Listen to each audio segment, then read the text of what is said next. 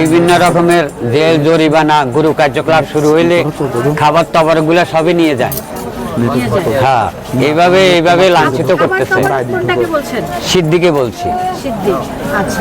এই সাধু, এই পাগলরা ক্ষত বিক্ষত জীবন, এগুলা ফিরাউলিয়ার লাইন। কাকে আল্লাহ কি করে আল্লাহই ভালো জানে, কথা বুঝছেন তো। এই লাইনটার মাঝে বহুত অনেক ক্ষত বিক্ষত। সাধুরা ভিন্ন, পাগল ভিন্ন।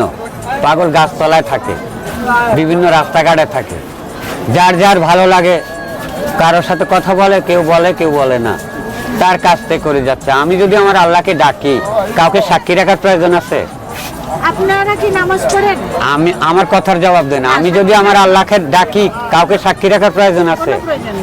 তাইলে এমনই চলছে কিছু, কথা বুঝছেন।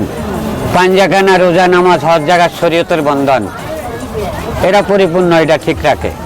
এখন এর ফাঁকি দিয়েও তারা কি পরিমাণ জালিয়াতি করে সমাজে।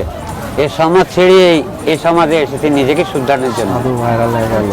শুধু একটাই, সিদ্ধি না খাইলে ভালো লাগে না, অশান্তি, কাউকেই ভালো লাগে না। এটা হলো আবেগের জিনিস, কথা বুঝছেন। এটা হলো বিভাগ, জ্ঞান, যে যেভাবে চর্চা করতে পারে, এটা হলো ওই জিনিস। এগুলা বৈজ্ঞানিক উপাদান, অনেকগুলা জিনিস আছে।